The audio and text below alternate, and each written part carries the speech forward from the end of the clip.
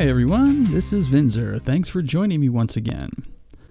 So this past week, Phoenix went out of town to visit family, and he left his car with Raina and I, which came in handy for us with the weather basically being a frozen hellscape all week.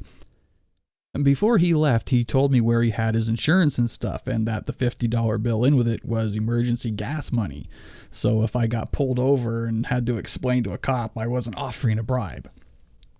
Anyway, I got pulled over the other day and had to explain to a cop that the $50 wasn't a bribe. Apparently I was driving around with my frigging lights off and turned into a little old lady when I discover it. Oh my god! Anyway, that was a little adventure on the way for Storm Chips. Last week I posted a question about the idea of an R-rated Star Wars movie, and Phoenix immediately set to rewriting scripts. And here are some of my favorite lines that he changed. No contextual explanations needed, I think. First is when Luke first sees the Millennium Falcon. What a piece of shit! Han comes out, hey, fuck you, she'll make 0.5 past light speed. Empire Strikes Back, Lando and Han. Stop, I've done all I can, I'm sorry I couldn't do better, but I got problems of my own. Han, yeah, you're a real fucking hero. Return of the Jedi, Sarlacc scene. Victims of the almighty Sarlacc, His Excellency, blah blah blah, should you wish to beg now. Han steps forward and arrogantly begins to speak. 3PO, you tell that slimy shit-covered fuck he'll get no pleasure from us, right? And Chewie growls his agreement. So Han gets all the F-bombs. I think that's fitting. I mean, we already know R2 has the filthiest mouth of anyone in these movies, but this works for me. And so tonight we had an impromptu mini hangout that got into some mental health stuff in the age of COVID. So with Merida's permission, here it is, already in progress. And some people who, frankly, I've never really heard of are commanding a fair bit of money.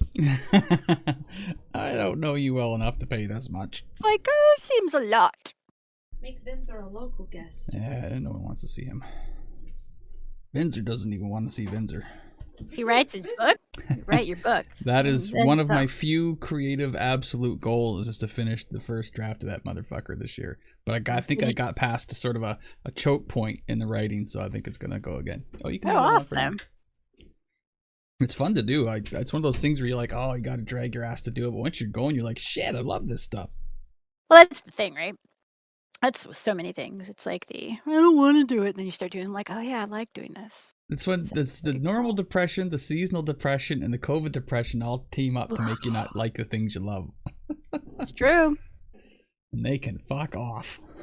They totally can. I just read a really interesting article in the Globe and Mail about ADHD and the fact that COVID broke a lot of people. Yeah. That people who, I mean, I feel it, like people who had, done okay, had in their heads, probably presented better outside than they were in their heads, but still, did okay. Yeah. Suddenly, after about 6 months of COVID, we're like, oh, fuck, I. I'm not good. I'm not okay. Like, I can't do this. So I need routine. I don't have any. What's happening? So yeah, this is actually quite good. But COVID's, sucked the joy out of many things and broken many people's spirit, I think. So I'm very lucky, but my problem mentally is not so much the routine thing, because I've always been good at managing my time when there's deadlines, when there's actually work. But for me, it's the lack of contrast between being at home and seeing like you guys, or just doing anything normal. Yeah. Yeah, I'm used to working from home, but I'm used to like in the old place, I'm used to just being able to go out and go down into Halifax and do whatever, right? And I haven't had that in a while. Well, yeah. I mean, not to mention, the buses alone. Like, you don't want to ride those any more than you got to right now. And it's like, for me, the big thing is like with deadlines, like most human beings with ADHD, we exist like college students who leave it all until the night before to, unless of course that was just because I had ADHD in college. If you want to do a mental health one, man, I got I got words at this point. I've been a very self-reflective week. But yeah, not having the routine, and not even just like the going to the office and coming home a little bit, because that kind of gives me the separation, I guess, Yeah. of the work routine, the home routine. Then everything started to blur, and then I don't know, you just kind of get, I don't know. I don't For me, a deadline is the thing that comes right at the last minute. I mean, that's dopamine, according to Yeah. Like, that's just how, it is. No, look, I every What you paper, do. including the stuff that I did just in my project management class, like, don't even this like, that hasn't even I wish I could pretend that I outgrew this. But, I mean, I was still, the night before, writing stuff, like, inevitably. I would put it in my day planner, and I would be like, Tuesday, and I lie to myself. I, like, write the due date is, like, 3 days ahead. Like, it doesn't matter. You know what I started doing at the start of the year was that I'm using just an Excel spreadsheet for it, but I'm doing the thing where you have color codes and you rate how good your day was, like bad, shitty, or really good, or whatever. And so far, a lot more good than bad, and it's kind of fun to see it in that colored way at a glance. And you can get a look at what your Always month good. was Well, that's like. good. Yeah, That's it's cool. a good way to do it. I have a new app on my phone, and it's ridiculously cute. And if you don't like cute things, you won't enjoy it. But it's called Finch. It's this little like buddy you have that lives on your phone. It's a little bird, and he goes on adventures, and you earn points and things to help him go on his adventures or bring him home sooner from his adventures by doing stuff. It's essentially cognitive behavioral therapy. So it's like Okay. stuff like pick up your socks, like stuff like that, drink more water. And then there's stuff like, what do you want to rant about today? Or what did you dream about? Or, what are your goals for the week? Like there's like higher level stuff, but there's also, seriously, one of my things today was close some of your browser tabs. Yeah, that seems oddly specific to you. I don't know. I know. I was a little spooked, to tell you the truth. But, yeah. It was like, okay, I get points for that? Sure. Here we go. That's a cool idea. I like that. Yeah, it's really cool. Finch. Like a cute nag. Yes, it really is. He's very good-hearted, and he's cute, and he's cheeping, and he starts as like a baby, and he hatches, so he's growing and learning too, and then you have to give him like some moral support for his questions, and he asks you and stuff too. It's very cute. Well, I could see variations on that, like the one that's insults you, like, "Hey, why are you having any water, fuckface?" Exactly. Go outside for a minute, asshole. Also effective. It's like, and if we just did it in like Vinzer voice, you could. There you go. I was thinking something more like Tony Soprano chewing you out or something like that. Nah, that wouldn't be as effective for me. You're like, look, if I got you going, look, seriously, go get a drink of fucking water. You're like, okay. I better find an app developer, I guess. Get on it Once now. upon a time, I saw a video online or a tweet or whatever that the girl was like, if you're ever feeling down on yourself and your head's just like, you suck, you shouldn't do it, you shouldn't try it because you suck at it, you should just picture Donald Trump saying those things to you, and then you just tell him to fuck right off and do them anyways. That works. Yeah. Valid. We'll see about that, you onion loaf piss mop motherfucker. I mean, let's face it. I'm sure I am not the only person that has accomplished some things in their lives just despite other people. Look at Elk here. He's 98% spike. Like, I can't be alone in that. 2% pineapple. That's right. The other two's the pineapple of spite. And now, Crew Lounge and Chapter 3 of the Book of Boba Fett, The Streets of Mos Espa.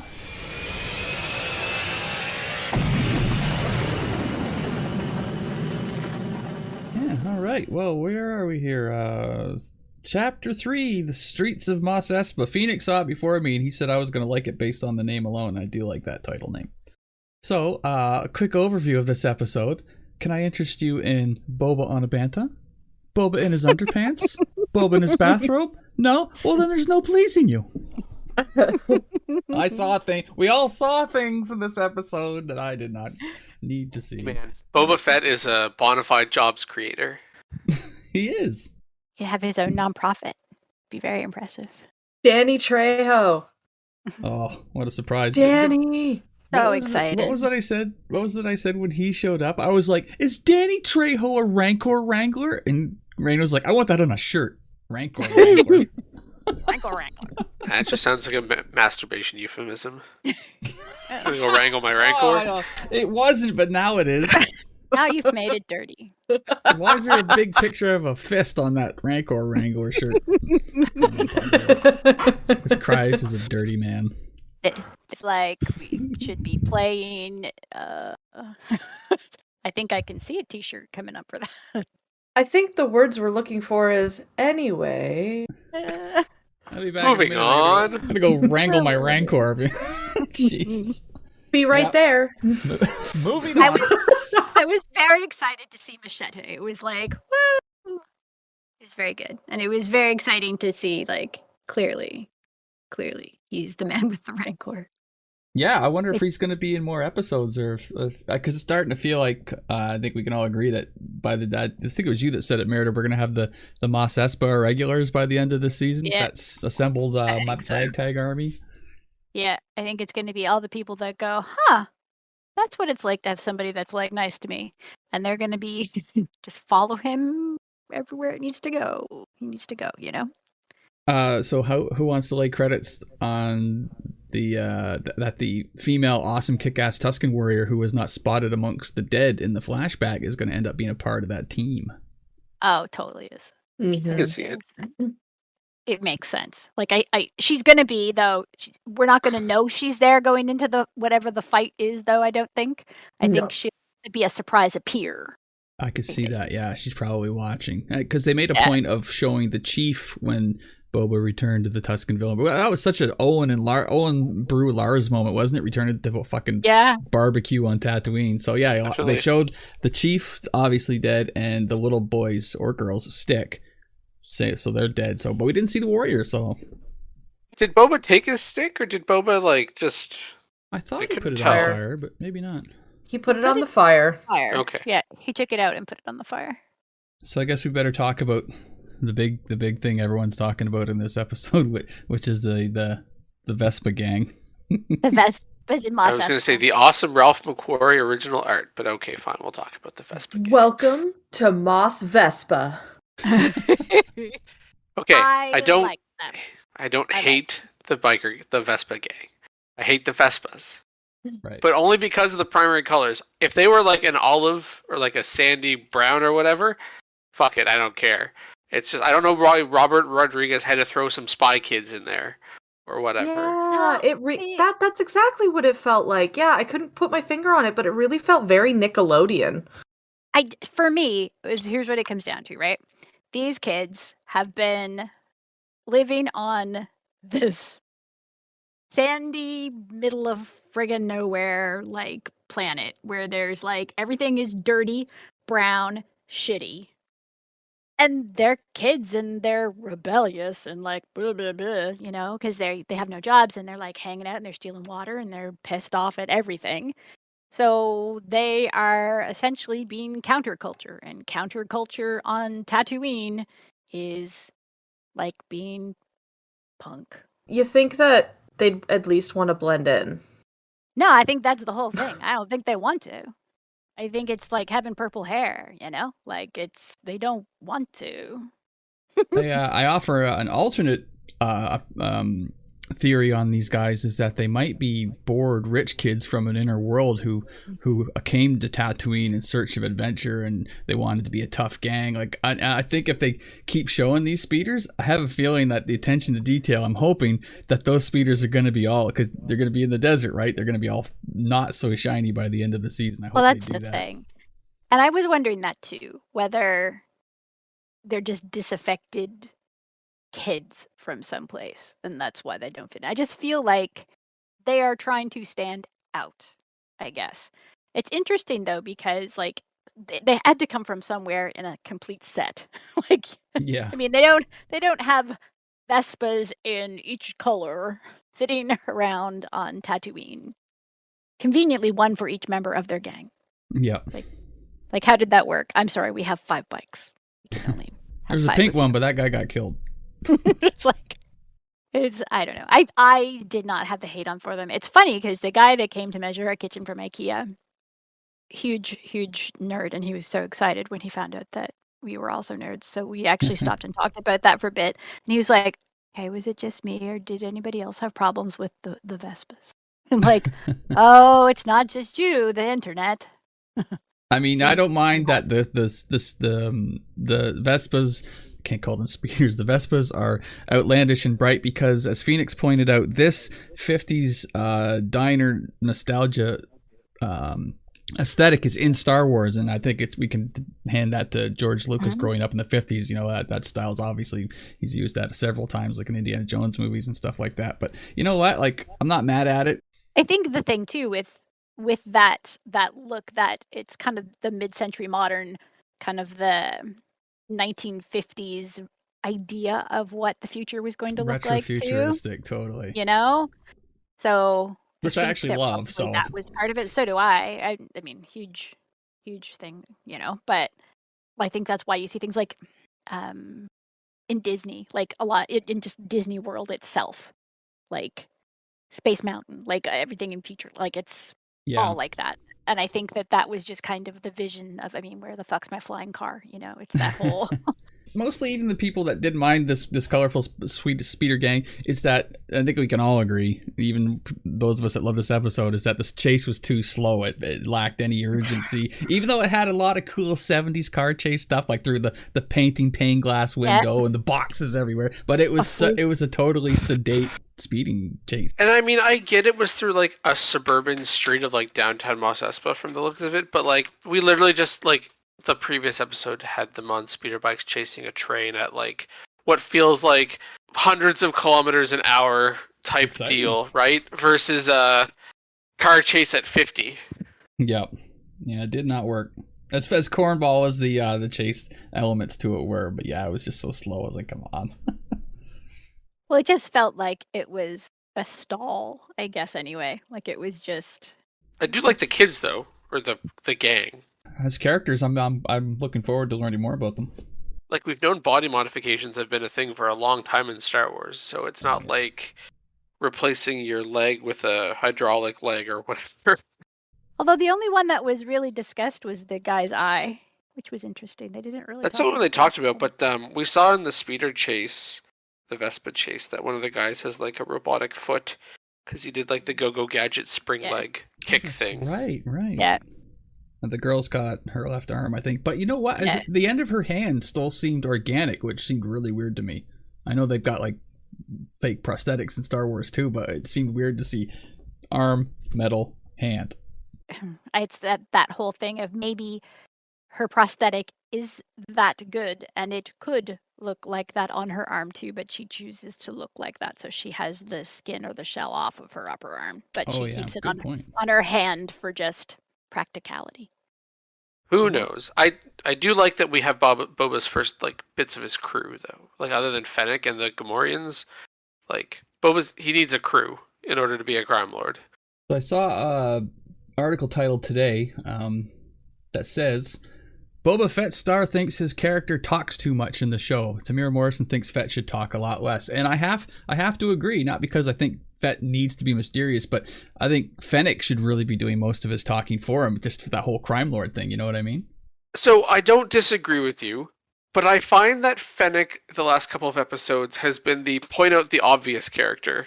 Like in the Rancor scene, she's like, "It's empty," and I'm like, "Yes, we got that." I don't think you needed to point it out. That's my son's role in that world. And also I really feel like it would be weird to have Fennec be the chatty Cathy when that's not historically what Melinda May. I mean, let's just talk about that for a second. She was the stoic, quiet, off-sided one, like what Mandalorian or what Boba Fett should be. So to have Ming-Na play a chatty character, I think would be really weird. When you think about it, both of these characters, ex-bounty hunter and assassin, they should both be really short on words, and they've been doing a lot of words, not a lot of action, which I guess, and we're into the third episode, and fans are like, oh, when the fuck's something going to happen? And somebody made a post I read today about, you know what, I think it's a slower burn than Mandalorian was, but I think we're going to really get a payoff as things escalate, and it's going to escalate quick, and Fett's going to have to step to it. And the punchline to that was, I trust the guy that made Desperado that we're going to get a good payoff in the end, so just sit tight. That is a fair point. Yeah, that's a Very fair 90s movie watcher. Yeah, it's like, yeah, you know what? Yep.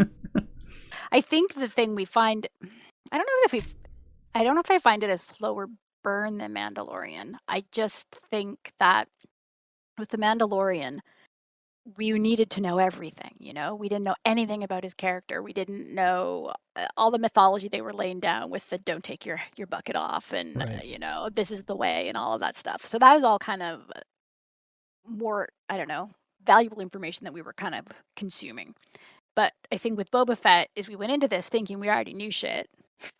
And then suddenly it's like, well, maybe we don't know shit. It's like, maybe we got no fucking idea. Like maybe he's not this big old tough badass. He's still a badass because obviously he's survived this long and, but not this heartless badass, I guess, that we thought he was. Yeah, quite the opposite. Quite the opposite. The way he's taken to, this family of the Tuscans, which he tragically loses.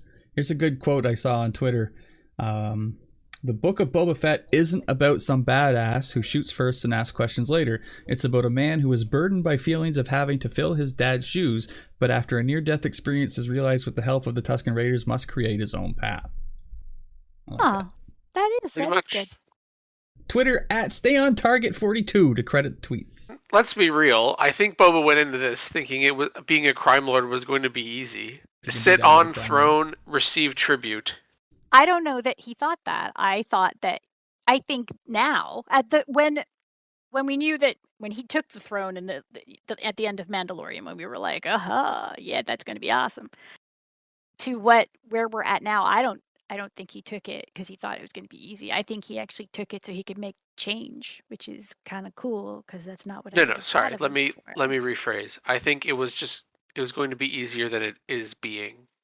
Oh, for sure. I just don't think he's in it for the tributes. I think he is in it because he just wanted to actually. It's just even in the stuff he's doing, like the whole I want them to, do stuff for me because they respect me, not because they fear me. I don't think he was expecting the resistance he's getting from the mayor or the amount of rising opposition that's coming in from the Pikes now. Like, he knew it was going to be an uphill battle or a struggle to secure his empire. Hey, I think Cryous is right. He didn't think he was going to have this much on his plate all of a sudden.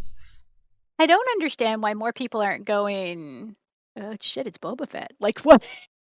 Seriously, it's like his reputation was completely overblown to us by us, like we're the ones that built him up. I mean, if you weren't a bounty hunter or if you weren't overly well versed in like galactic who's who, then why would you have any reason to know who Boba Fett is? Galaxy's a big place, right? Yeah, but we, in the Mandalorian, we saw that everybody was like, fuck, the Mandalorians are here, They carried a reputation that no. Fett really does not seem to be getting any respect at all.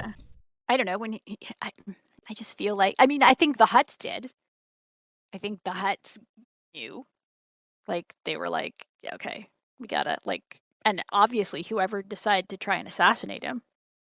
The thing I'm really enjoying as we get to this third episode is he really finally says ex-bounty hunter. Like, we kind of knew that, but he does not want to be known as Boba Fett the bounty hunter anymore. He's not really getting the respect that you'd think his reputation would get him, but everyone's still got him typecast as the bounty. Yeah. He still can't get out from under that reputation, right? He's getting no respect. I know who he is. Yeah.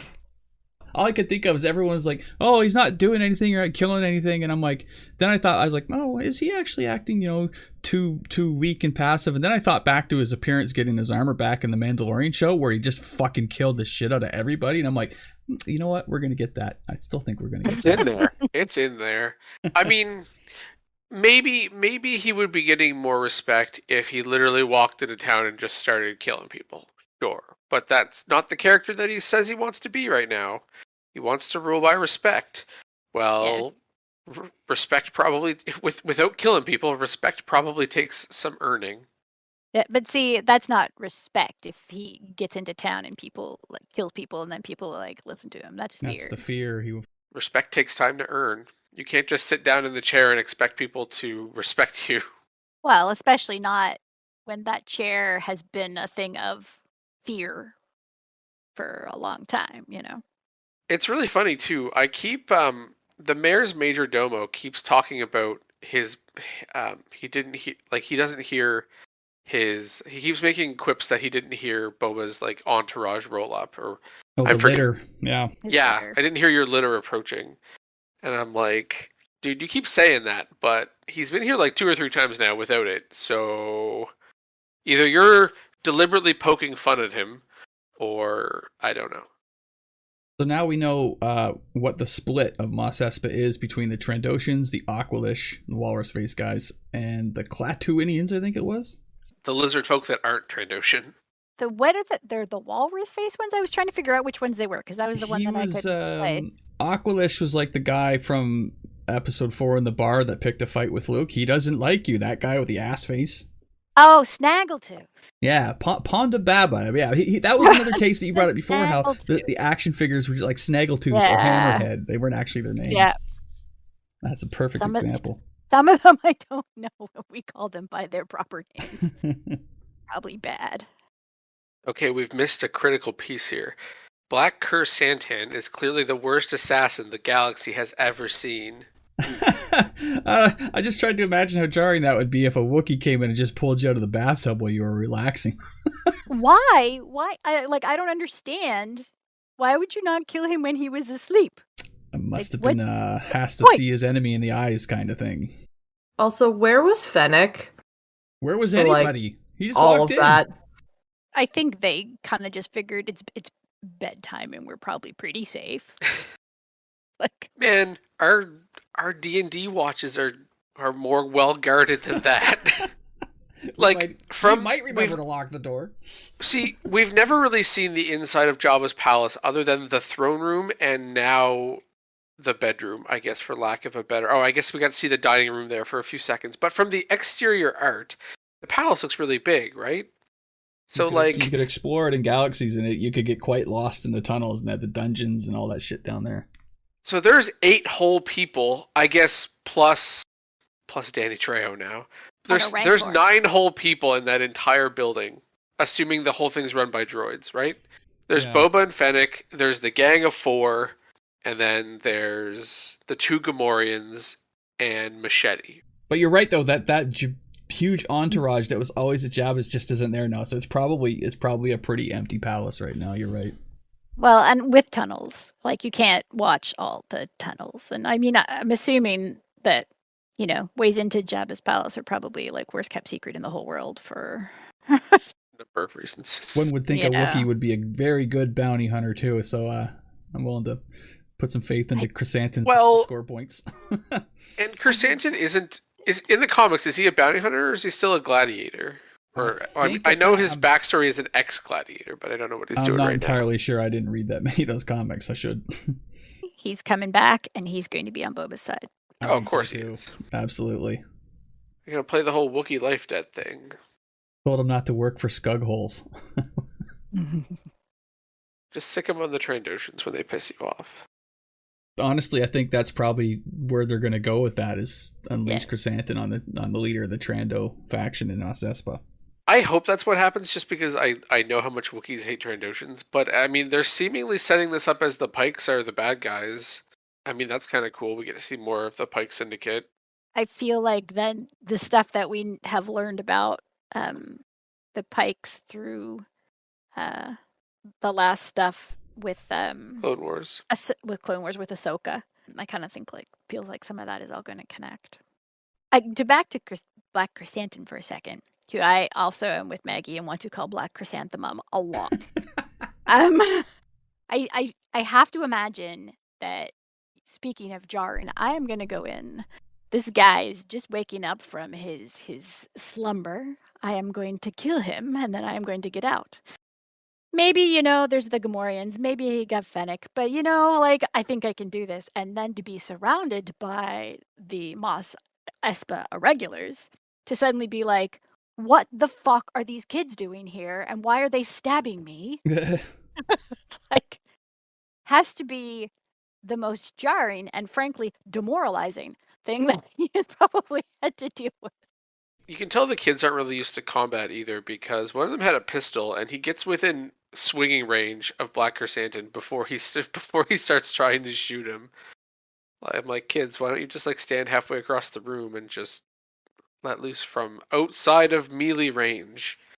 That's how you provoke attacks of opportunity. The kids are doing okay so far, but I wouldn't be surprised if Fett gives them an assignment and they bungle it, and then they find out that they're just rich, noble kids. I don't think they're stealing that water because they need it. I think they're just doing it to show how tough they are. Or showing that, you, sir, are an asshole. You're charging this much for water. I didn't like how Boba dealt with that either. I like him hiring the kids. I didn't like how he dealt with the water merchant afterwards. If you're trying to build a whole respect thing, telling him to fuck off and paying him half of what the kids actually owe him is probably not how you earn someone's respect. I think too, it's you gotta sometimes choose whose respect you want. And I don't think he cared about that, guys. So thanks to one quick comment by Fett, we now know that the Star Wars Holiday Special is considered canon, because Fett said he has ridden bigger beasts 10 times the size of that Rancor, and we all knew what he was talking about. It's oh. So who do we think killed? Do you think it was the Pikes that went back and killed all the Tusken Raiders? Or the Tuskens? That's the big question right now, eh? Well, I think it was the bike gang on behalf of the Pikes that when he went in, they said were the competing enforcers, I guess. I think that's who did it. Yeah. The sign was on the tents. You saw it. Right. Was it actually, I didn't see it sprayed on the tents, but I could have missed it. That's fine. I'm curious how the two timelines are going to meet, because it's Boba's going to the Pikes to say, hey, we'll provide protection for your train so the dudes see. And then now it's Boba wants to fuck up the Pikes. Yeah, I feel like his enforcer relationship with the Pikes didn't work out really well. Not so much. So I think that perhaps maybe he's a little happy that it's the Pikes that he's going to have to. I think maybe that it's the stuff that happened to the Tuskens was at the behest of the Pikes, and I think he knows that. So right. This is written down. This note was written down near the Rancor scene. Did Fett say, "Not now, I'm busy," because he was playing with the Rancor? That did happen. Yes. Yes. Okay. Yes, he did. Not now. I am scratching my Rancor. Although now that has a whole nother. Thanks, Cryos. I'm wrangling the Rancor. Taking something so innocent and pure. That didn't even become an inkling of a dirty thought until Cryos did that. No, he broke it. I ruined everything, clearly. I was waiting for the Rancor to attack or something. I was like, this feels like a trap. It was the best. It was, and you knew when Danny Trejo was like, stand here. He's like, he's gonna let it be the first person he sees. Yeah. Fett's he's gonna be riding that against his enemies by the end of it, and he will be feared throughout the land. It's definite. Yes. It's so funny that they can be so ugly but so cute. I don't know if it's actual canon or not, but Galaxy's the definition of the mix of animals of a Rancor was arachnid and crustacean, which seems like the weirdest fucking combination ever. I guess the arachnid would make sense if they're from Dathomir. Yeah, Spiders, yeah, for sure. I like the fact that they actually referenced that too, which was cool. Yeah. Kind of tossed in a little bit of extra there. It was cool. I felt a lot of guilt about the Rancors that we've killed over. I know, right? Like, oh, I think we even killed babies. I think there was a whole mother-baby thing at one point. How upset Jabba's old Rancor handler was suddenly seems so much more poignant now, doesn't it? Yeah. I'm like, oh, no wonder you felt bad. Old canon books had that handler he loved the Rancor and he would eat lunch like sitting on his foot kind of thing. It's kind of like the Tuskens with this show. It's with the Rancors, very misunderstood, and we get to see how the Tuskens are this, cool society, and how Rancors are these beautiful misunderstood beasts. So Fett's turning everything on its head, which I like. Now I'm just guilt. so much. Yeah, it's making us all feel bad. Like, Luke, you son of a Right. bitch. Damn it. Let me tell you guys a tale of how Merida and I were watching The Witcher Friday night or Thursday night, and Roach dies in that episode, and Yes. Joni bawled like a small It's child. sad. It's Roach. Love Roach. And I mean, I recognize that there are many Roaches. That this is not the Roach, it's a Roach. But it was sad. I was mad. I was sad and I was mad. It was a good season. I really enjoyed it.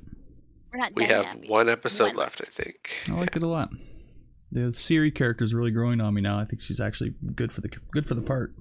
Yeah, she has come a long way from the beginning. I was a little unsure of her. But I actually am liking her hair also is better, which is a weird thing Yeah. to care about. But her hair is better now. I realized I'm really getting my Vesemir hairstyle going on here, and it's making me want to cut it. Like Raptor's got his Geralt going. I'm going to age into Vesemir if I'm not careful. I like Vesemir. Oh, Vesemir's cool. I'm not that old yet. I'm only 1,500 and change. Well, you have to say you're not Geralt old either, for that matter. The news we got this week, third Mandalorian show, Bo-Katan with Katie Sackhoff. I am so excited for that. So what I've read was that Bo-Katan was going to feature in Rangers of the New Republic, and now that they've scrapped that show, that this might be kind of the replacement show for that, and they're going to try to salvage some of the plot threads from that they had already come up with. The Rangers was supposed to feature a certain other actress who will remain Pissed off her bosses and didn't get her contract renewed. nameless. As a result, they scrapped it, but then they realized that, people have the Bo-Katan love. I'm just really curious about what the timeline for that show is going to be. Is it going to be a prequel to The Mandalorian, or is it going to be concurrent alongside the other stuff that's going on in the Filoniverse? My problem is that I'm expecting Mando Season 3 to be some sort of bullshit shenanigans about, fine, you can be the leader of Mandalore on paper. I think that season's going to start with Din being this reluctant king, but by the end of the season, he will be flying free in a new ship, leaving it behind. Having, Mandalore will get retaken, things will get set up, and he'll, pass the sword to whoever he has to, or, I know they got to fight to pass it, but he's going to get out of it. He's going to go back to his wandering BH ways by the end of that season. I guarantee it. I mean, they say they have to pass it to fight to pass it. They really don't have The writers will figure out a way for that to work. People I know just have to think they fought for it. In the end, they could sit around having beer going, yeah, this was a tough fight. Okay, we're telling everybody. Okay, I kicked your ass. Okay, fine. I hope they don't fuck it up. I got faith in them. Despite how some of the old neckbeards are responding to the first episodes of Fett, I absolutely love everything they've been doing so far. And like I said before that tweet, Fett is, he's a nuanced character. He's not just a cool suit now. He's actually a person with, that way. He's not just that helmet. He's something much more in depth. So I dig it. Well, I mean, and that's the whole thing, is everything that we knew about him was, I mean, honestly, part of the reputation was even built up by the fans. It wasn't even in existence in the movies. So I think that people are pissed off because, they had him imagined to be this particular way, when in fact maybe he never was that particular way. And then, of course, when you start bringing in sensitive stuff, and there are some neckbeard boys who don't want that because social justice warriors and say it, Cryous. Say it. Give it to me, baby. Fuck the haters. There you go. Fuck the haters. Fuck the haters. I don't know. I feel like everybody a lot of people came into this just expecting the Boba Fett episode of The Mandalorian times 7. If they'd done that, though, then they'd be like, oh, he's just doing the same stuff. Or maybe, I don't know, it probably would have been great. But where's the character development? Exactly. Where's the you can't story? Win. No, you can't win. If they wanted it to be an episode or 5 episodes, yes, they could have brought him in and had him kick ass and had him do all this stuff. But if they wanted this to be a series that goes on beyond this, you can't do that. It can't be an entire thing. It would be terrible. About that. Yeah. The guy who wins every fight doesn't grow as a character. You know what I mean? Exactly. He's won precious few fights so far. He'll let loose eventually. Oh, Something will push him. There'll be a flashback where like he gets his armor and like after he's gotten his armor back and he goes up and fucks up whoever killed the Tuskens or whatever, and we will see Boba go ape shit. Something will push him into it, like, I don't know, some kid getting victimized or something, and then he'll kick someone's ass. Like it'll trigger him. There's only 4 episodes left too, so that's right. We shall see.